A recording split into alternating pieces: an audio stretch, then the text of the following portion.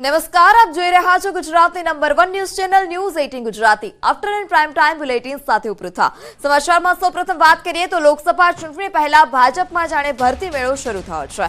ખંભાતના પૂર્વ ધારાસભ્ય કેસરિયા કરશે. પૂર્વ ધારાસભ્ય ચિરાગ પટેલ ભાજપમાં જોડાશે. CR પાટીલ પહેરાવશે ભાજપનો ખેસ. તો ખંભાતમાં પૂર્વ ધારાસભ્ય કેસરિયા કરશે. પૂર્વ ધારાસભ્ય ચિરાગ પટેલ ભાજપમાં જોડાશે. પોતાના કાર્યકરો સમર્થકો સાથે તેઓ ભાજપમાં જોડાશે. એટલે ફરી એકવાર હવે કોંગ્રેસ તૂટતી નજરે પડી રહી છે. ચિરાગ પટેલ જેઓ પહેલા ભાજપમાં હતા, ત્યારબાદ ભાજપથી બંદૂક રાખી તેઓ ફરી કોંગ્રેસમાં જોડાયા હતા અને ત્યારબાદ હવે તેઓ કોંગ્રેસનો હાથ છોડી ફરી ઘર વાપસી કરી રહ્યા છે. પૂર્વ ધારાસભ્ય ચિરાગ પટેલ ભાજપમાં જોડાશે. લોકસભાની ચૂંટણી પહેલા ભાજપમાં ભરતી મેળો જોવા મળી રહ્યો છે. એટલે ખંભાતના જે પૂર્વ ધારાસભ્ય છે ચિરાગ પટેલ તે આજે ફરી ઘર વાપસી કરશે. CR પાટીલના હસ્તે ખેસ પહેરી ઘર વાપસી કરશે. તો ખંભાતના પૂર્વ ધારાસભ્ય ચિરાગ પટેલ કેસરિયા કરશે. લોકસભાની ચૂંટણી પહેલા પક્ષ પલટાની મોસમ આવતી હોય છે ત્યારે ફરી એક વખત ચિરાગ પટેલની ઘર વાપસી જોવા મળશે. તેઓ પહેલા ભાજપમાં હતા, ત્યારબાદ બંદૂક રાખી કોંગ્રેસમાં જોડાયા હતા અને કોંગ્રેસ ટિકિટ આપ્યા બાદ તેઓ જીત્યા પણ હતા. હવે ફરી એકવાર લોકસભાની ચૂંટણી પહેલા તેઓની ઘર વાપસી જોવા મળી રહી છે. CR પાટીલ તેઓને ખેસ પહેરાવશે. કાર્યકર્તાઓ અને સમર્થકો સાથે તેઓ ભાજપમાં જોડાઈ રહ્યા છે. હોય ત્યારે એ ક્ષણનું મારે પણ ભાગીદાર થવું યોગ્ય રહ્યું. એ માટે આ ખંભાતના વિકાસ માટે આમ તો જે રીતે આપ ખૂબ મોટી સંખ્યામાં આજે આગળ આશીર્વાદ આપવા પધાર્યા છો, ખરેખર આદરણીય પાટીલ સાહેબ આજે 101 દીકરીઓના સમૂહ લગ્નનું આયોજન પણ મેં જ કરાવ્યું હતું અને ખૂબ મોટી સંખ્યામાં ભાલબારા વિસ્તારમાં આજે સમૂહ લગ્નનું આયોજન છે. એટલે તારીખ આપી પણ ભારતીય જનતા પાર્ટીનો કાર્યકર્તા અને જે સંગઠન શક્તિ છે એમના જિલ્લા પ્રમુખ સાહેબે તરત વધાવી લીધું અને થોડી રજૂઆત કરી કે 4મી તારીખ છે, લગ્ન છે, આમ છે. પણ સંગઠનના પ્રમુખ શ્રી, મહામંત્રી શ્રી ને આગેવાન કાર્યકર્તાઓ એવું કહ્યું કે લગ્ન હશે તો અમે જાનમાં પછી જઈશું, ત્યાં આગળ આશીર્વાદ આપવા પછી જઈશું, પણ પહેલા ભારતીય જનતા પાર્ટીના કાર્યક્રમમાં અમે પહેલા ઉપસ્થિત રહીશું. આ ખંભાતની આગવી ઓળખ છે, આ ખંભાતના કાર્યકર્તાની તાકાત છે. અને વધારે મારે નહીં કહેતા, મારું તો ગોત્ર જ ભારતીય જનતા પાર્ટી હતું. અને આજે સ્વર્ગસ્થ શિરીષભાઈ શુક્લને પણ નમ્ર શ્રદ્ધાંજલિ આપું છું ને એમને પણ આપણે યાદ કરીએ કે શિરીષભાઈએ કંડારેલી ભારતીય જનતા પાર્ટીની આ કેડી આજે એના ફળ દરેક કાર્યકર્તા ચાખી રહ્યા છે. આવો આપણે સૌ સાથે મળી અને ફરીથી ખંભાતના વિકાસમાં સૌ સાથે મળી અને કામે લાગી જઈએ. અને જેમ આપણા રાજેશભાઈએ કહ્યું એમ ડબલ એન્જિનની સરકારની જગ્યાએ ટ્રિપલ એન્જિન. અને સાહેબ એક નાની મારી વિનંતી છે, આપ પહેલી જ વખત ખંભાત પધાર્યા છો પણ ફરી પણ આપ આવજો અને ખંભાતનું મારા વિશેષ ધ્યાન આપજો. જ્યારે હું આપણા આશીર્વાદ લેવા આવ્યો હતા મેં તમને એક જ વાત કરી હતી કે સાહેબ મારે કંઈ જ જોઈતું નથી, પણ મારા ખંભાતને તમે વિચારજો. અને પાણીનો પ્રશ્ન હતો, સાહેબે તરત જ એવું કહી દીધું કે જા તારા પાણીનું નિરાકરણ આવી જશે.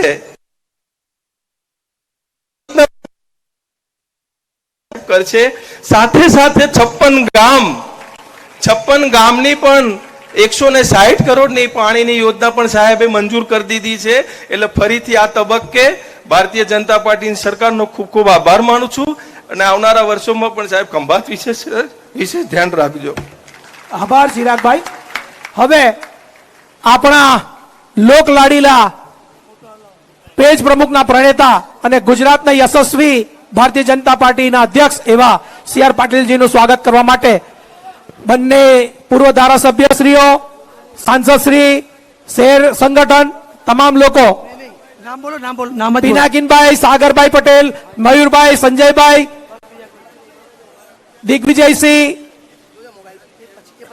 રાકેશભાઈ, તમામ પ્રમુખ આગેવાનો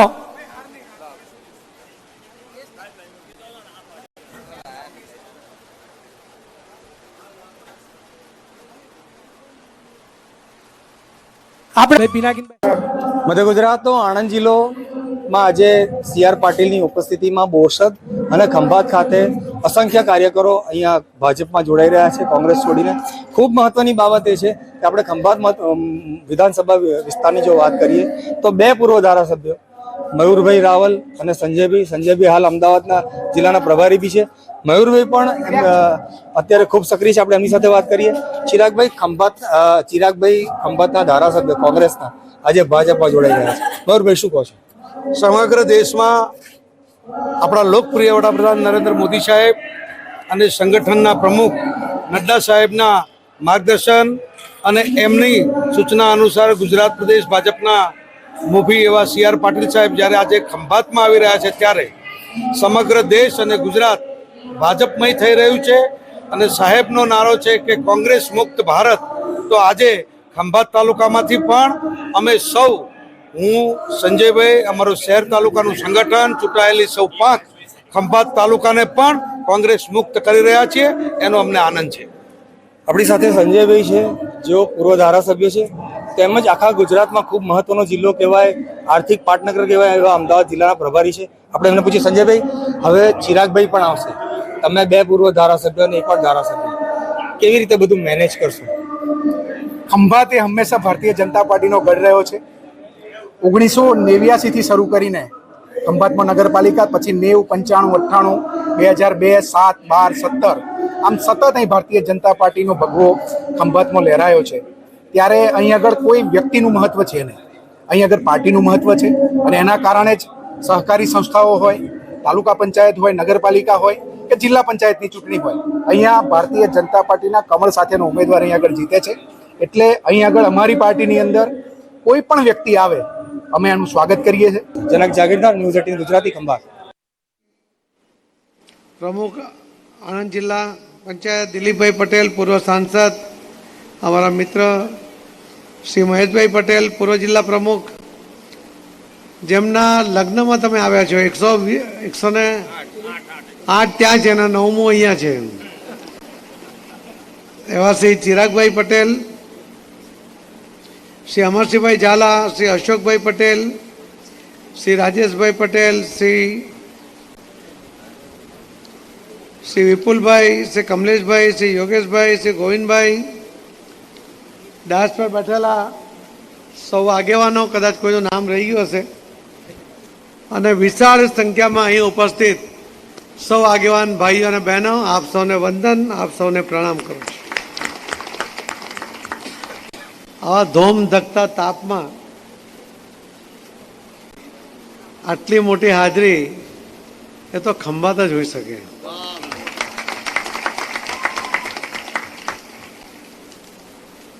મિત્રો, આજે ચિરાગભાઈએ કહ્યું ને કે મારા કારણે આવવાનું થયું અને ફરી આવજો, તમારા વિજય સરઘસમાં પાછો આવીશું ભાઈ.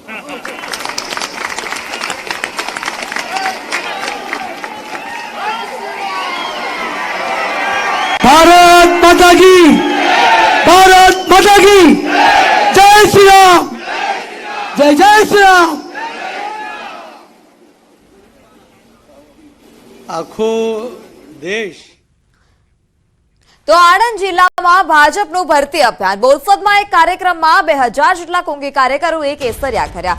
રમણ સોલંકીની આગેવાનીમાં કાર્યકરો ભાજપમાં જોડાયા. ભાજપ પ્રદેશ અધ્યક્ષ CR પાટીલે ખેસ પહેરાવી કાર્યકરોને ભાજપમાં જોડ્યા. કોંગ્રેસની 44 સીટ પર ડિપોઝિટ જમા થઈ ગઈ. એ ભાઈ વિલે મોડે પાછા વળી ગયા. ક્યારે ત્યાર પછી ગુજરાત આવતા નથી. હવે પછી લોકસભા આવશે ને એટલે ફરી એ પેલા ચોમાસામાં દેડકા બહાર આવે ને તેમ પાછા અહીંયા આવશે. પણ ગુજરાતની પ્રજા એને બરાબર ઓળખે છે. હવે તો દેશની પ્રજા પણ એને ઓળખી ગઈ છે. એનાથી પણ સાવધાન રહેવાની જરૂર છે. લોકસભાની ચૂંટણી પહેલા કોંગ્રેસમાં ભંગાણ સર્જાયું. ખેરગામ તાલુકાના વાંસદા મત વિસ્તારમાં પાણી ખડક ગામના સૌથી વધારે આદિવાસી સમાજના કાર્યકરોએ ભાજપનો ખેસ ધારણ કર્યો. ધારાસભ્ય નરેશ પટેલ અને અન્ય ભાજપના હોદ્દેદારોની ઉપસ્થિતિમાં કોંગી કાર્યકરો ભાજપમાં જોડાયા.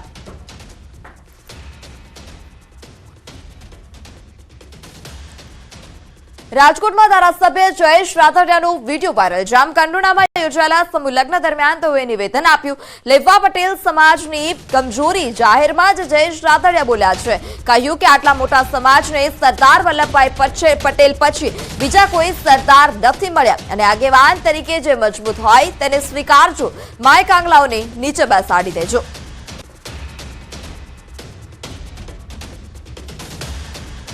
સમાજના વ્યક્તિ આગળ જતા હોય તો એને સહકાર આપજો.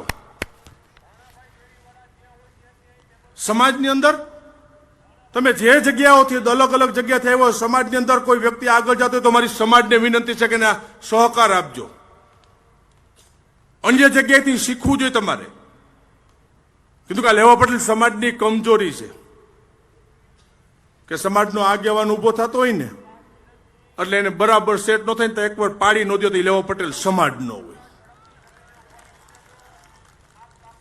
હિસાબ તો કરો તમે કે આવડા મોટા સમાજને સરદાર વલ્લભભાઈ પટેલ પછી આજે બીજો સરદાર આટલા વર્ષોમાં આ સમાજને નથી મળ્યો અને આવી રીતે પાડી દેવાનું ચાલુ રાખશો તો 6 મહિને સમાજમાં નેતા ન થતા જે મજબૂત વાળો હોય તાકાત વાળો એને સમાજના આગેવાન તરીકે સ્વીકારજો. બાકી માઇક આંગલા બેહી જાય તેને સ્વીકારતા નહીં. સમાજને કહું છું કે નીચે બેહાડી દેજો તે દિવસે. રાજકોટમાં ધારાસભ્ય જયેશ રાદડિયાના નિવેદન બાદ પરેશ ગજેરાની પ્રતિક્રિયા પણ સામે આવી છે. તેઓએ કહ્યું કે સમાજના આગેવાનોને આગળ વધારવા રાદડિયાની ટકોર હતી. સમાજ એક જ છે પણ ક્યાંક ને ક્યાંક સમાજમાં આવડો મોટો સમાજ છે ક્યાંક ટાટિયાખે ચાલતી હોય. જયેશભાઈ બીજી વાત એ પણ કરી કે સમાજમાં એક આગેવાનને મોટું થતાં 20, 25, 30 વર્ષ લાગતા હોય એટલે જ્યારે તાકાતવાળો માણસ એક લેવલે પહોંચે ત્યારે પાછો એને સમાજ જાજો સપોર્ટ કરે તો એ પાછો આગળ જાય અને એને સમાજનો એ આગેવાનનો લાભ મળે. આને ધ્યાનમાં લઈ અને સમાજને જયેશભાઈ ટકોર કરી હતી. અમદાવાદમાં યોજાયું સંતોનું મહાસંમેલન. જમાલપુર વિસ્તારમાં આવેલા જગન્નાથ મંદિર દ્વારા મહાસંત સંમેલન અને અભિવાદન સમારોહનું આયોજન કરાયું હતું. પાલડી કાંકજ નજીક આવેલા નકળંગ મહાદેવ મંદિર ખાતે આ સંત સંમેલનનું આયોજન કરાયું.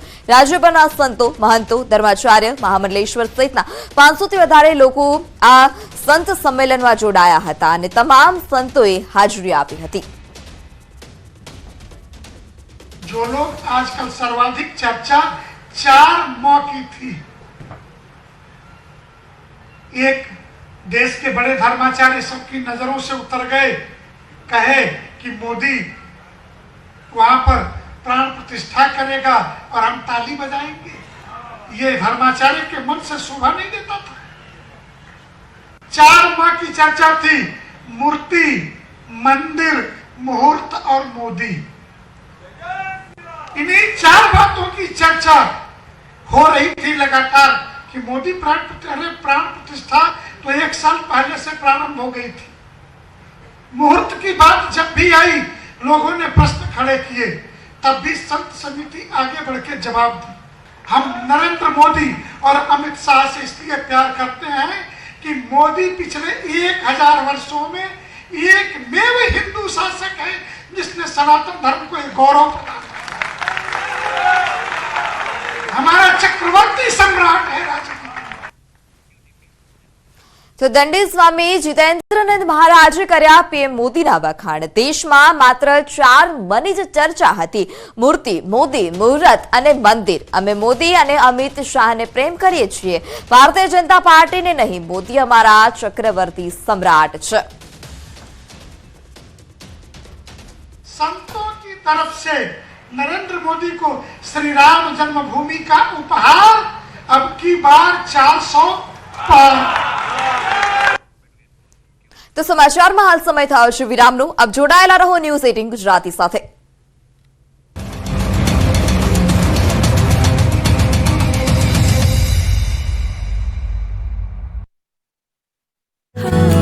મજબૂત વેસ્ટર્ન ડિસ્ટર્બન્સ આવશે. દેશના ઉત્તરીય પર્વતીય વિસ્તારોમાં ભારે હિમવર્ષા થશે.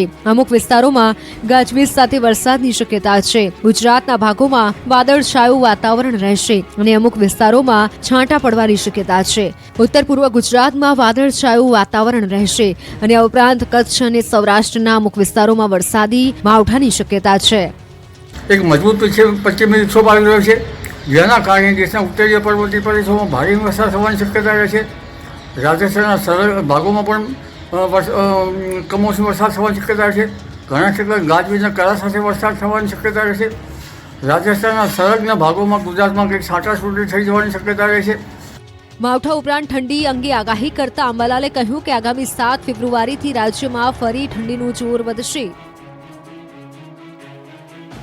7 તારીખથી લગભગ ઠંડીની શરૂઆત થશે અને જેમાં ઉત્તર ગુજરાતના ભાગમાં ન્યૂનતમ તાપમાન 12 ડિગ્રી સેલ્સિયસથી ઓછું થવાની શક્યતા રહેશે.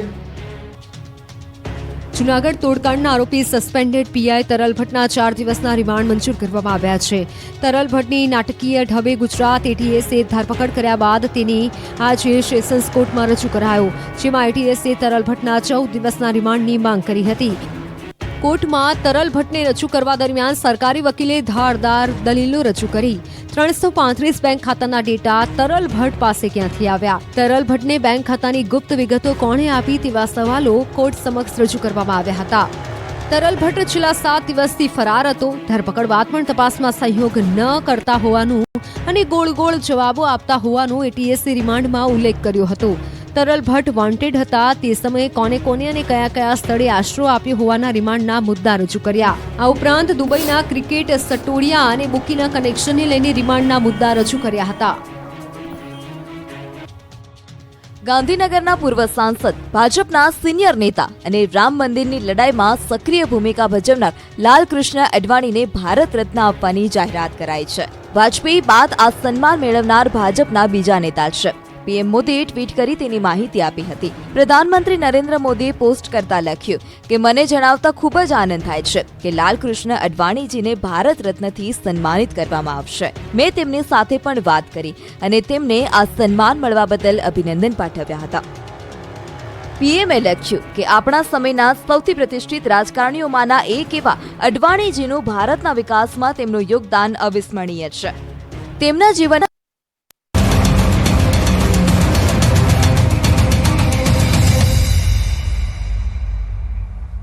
Welcome back. સમાચારમાં આગળ વાત કરીએ બનાસકાંઠાની તો બનાસકાંઠામાં થરાદ હાઈવે પર સર્જાયો અકસ્માત. ખોડા નજીક બે ટ્રેલર સામે અથડાતા ગમખ્વાર અકસ્માત સર્જાયો હતો. અકસ્માતની ઘટનાને પગલે જિલ્લા ટ્રાફિકની ટીમ ઘટના સ્થળ પર પહોંચી હતી. અકસ્માતમાં ડ્રાઈવરને ગંભીર ઇજાઓ પહોંચી છે. ટ્રેલરના ડ્રાઈવરને જેસીબી વડે રેસ્ક્યુ કરી ટ્રેલરમાંથી બહાર કઢાયો.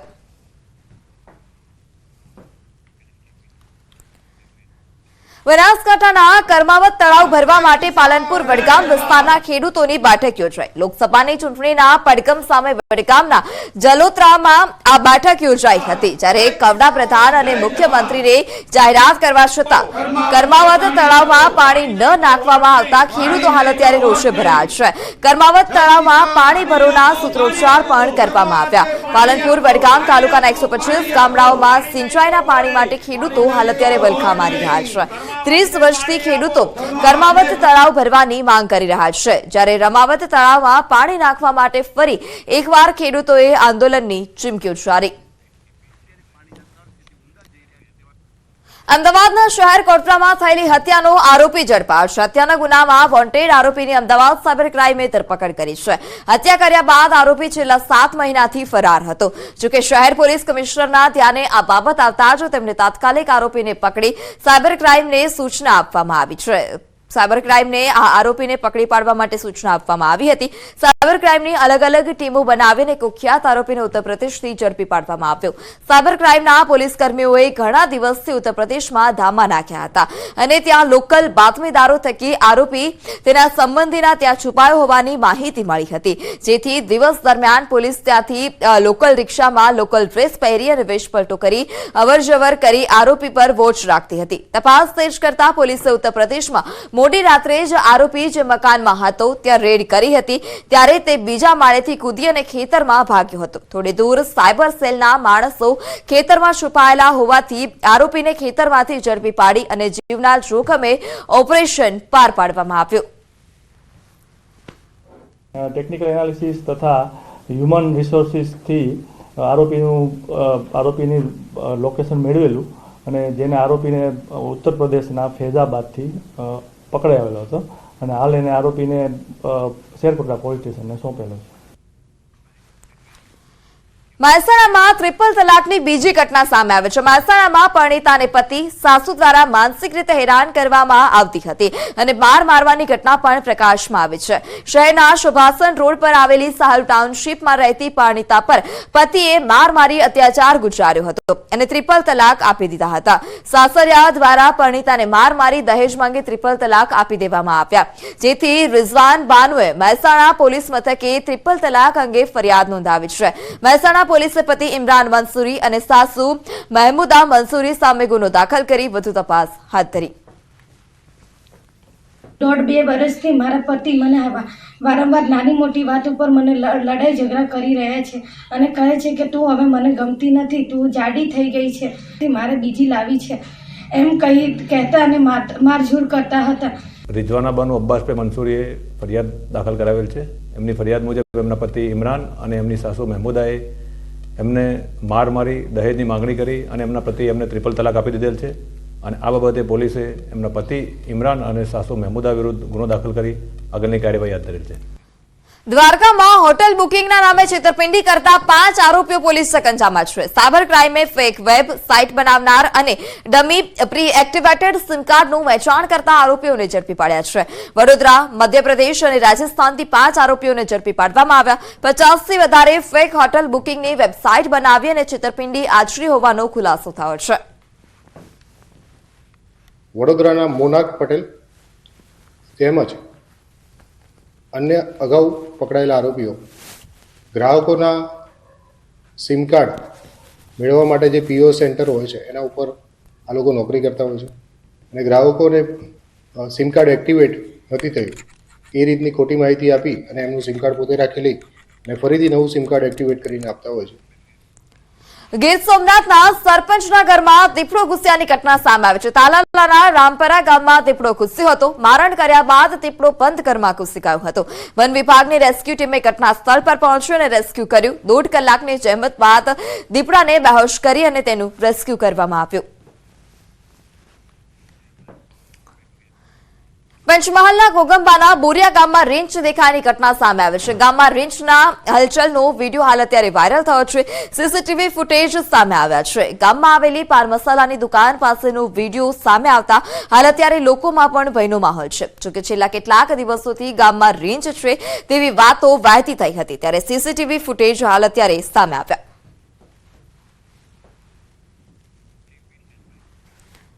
આગળ વાત કરીએ અરવલ્લીની, તો અરવલ્લીમાં વરઘોડા દરમિયાન મહિલાઓ પર હુમલો કરવાની ઘટના સામે આવી છે. વરઘોડામાં પરિવારનો ઝઘડો મારામારી સુધી પહોંચ્યો હતો. રણેચી ગામે વરઘોડામાં બબાલ થઈ હતી. હુમલામાં 4 મહિલાઓ ઈજાગ્રસ્ત થઈ છે. બાયડના રણેચી ગામે વરઘોડામાં મહિલાઓ પર હુમલાની ઘટના સામે આવી. પતિ 3 જેઠ દ્વારા હુમલો કરી માર મરાયો હોવાની ઘટના સામે આવી છે. મહિલાઓને માર મારી દાગીના લૂંટી લીધા હોવાનો પણ આક્ષેપ છે. બાયડ પોલીસે ઘટના સ્થળ પર પહોંચી સમગ્ર મામલે વધુ તપાસ હાથ ધરી છે. હું મારા નણંદના છોકરાના મેરેજમાં ગઈ હતી. ત્યાં ગાડી છે તો મારા આદમી બધા દારૂ પીને પછી મને પેલા ધક્કો માર્યો. પછી હું કંઈક બોલવા જઈ કે મને ધક્કો કેમ માર્યો. પછી મને સૂના રસ્તા પર જંગલમાં ખેતરમાં લઈ ગયા અને પછી મને બધા ભેગા થઈને મને બહુ માર્યું છે. બનાસકાંઠાના પાલનપુર અંબાજી હાઈવે પર જોખમી સવારીનો વિડીયો વાયરલ થયો છે. ઇકો ગાડીની ઉપર મુસાફરો બેસાડી અને સ્પીડથી ગાડી ચલાવવામાં આવતી હોય તેવો વિડીયો વાયરલ થયો. પેસેન્જર ઇકો ગાડીમાં સ્ટેટ હાઈવે પર જોખમી સવારી કરી રહ્યા છે. અનેકવાર આ રીતે જોખમી સવારીના વિડીયો વાયરલ થઈ ચૂક્યા છે. જિલ્લા ટ્રાફિક પોલીસના ચેકિંગ હોવા છતાં પણ બિંદાસ્ત શટલ ચાલકો મુસાફરો ભરી અને આ પ્રકારે જોખમી સવારી કરાવતા હોય છે. જોખમી સવારીનો વિડીયો વાયરલ થતા જ અનેક સવાલ પણ ઉઠી રહ્યા છે. રાજકોટમાં ઉપલેટામાં ટ્રેક્ટરમાં આગની ઘટના સામે આવી. ખેતરમાંથી મરચા ભરીને યાર્ડ તરફ જતા ટ્રેક્ટરમાં આગ લાગી હતી, જ્યારે ખેડૂતને મોટા પાયે નુકસાની વેઠવાનો પણ વારો આવ્યો છે. મરચામાં આગ લાગતા જ રાહદારીઓની આંખ પણ બળી હતી. સદનસીબે ઘટનામાં કોઈ જાનહાનિના સમાચાર નહીં. તો આ તરફ રાજકોટના ચોટીલા હાઈવે પર ગઈકાલે ટ્રકમાં ભીષણ આગ લાગી હતી. પાણાબોર ટોલનાકા પાસે ટ્રકમાં આગ લાગતા જ દોડધામ મચી હતી. ટ્રકમાં આગ લાગતા રસ્તા પર ટ્રાફિક જામના દ્રશ્યો પણ સર્જાયા હતા. આગ લાગતા ટ્રક ચાલકનો આબાદ બચાવ થયો છે. આગ લાગવા પાછળનું કારણ અકબંધ. વલસાડ જિલ્લાના વાપી નજીક નેશનલ હાઈવે પર પૂરપાટ ઝડપે દોડતા ટેન્કરમાં અચાનક જ આગ લાગી છે. વાપીના પલીઠા નજીક અમદાવાદ મુંબઈ નેશનલ હાઈવે પર આ આગની ઘટના બની હતી. સુરત તરફથી વાપી તરફ એક ટેન્કર હાઈવે પર પૂરપાટ ઝડપે પસાર થઈ રહ્યું હતું. તે જ વખતે અચાનક ટેન્કરના ડ્રાઈવરની કેબિનમાં આગ લાગી હતી. અચાનક આગ લાગતા પરિસ્થિતિ પારખી ગયેલા ટેન્કરના ચાલક અને ક્લીનર તાત્કાલિક કેબિનમાંથી બહાર આવી ગયા. થોડી જ વારમાં ટેન્કરની આખી કેબિન આગની જ્વાળાઓની લપેટમાં આવી હતી. અનેક વખત નેશનલ હાઈવે પર આ પ્રકારના બનાવો બનતા હોય છે. પડકે પડતા ટેન્કરને જોઈ અને અન્ય વાહન ચાલકોના જીવ પણ અદ્ધર થયા હતા. તો સમાચારોમાં અત્યારે બસ આટલું જ. વધુ સમાચાર માટે જોડાયેલા રહો ન્યૂઝ 18 ગુજરાતી સાથે. નમસ્કાર.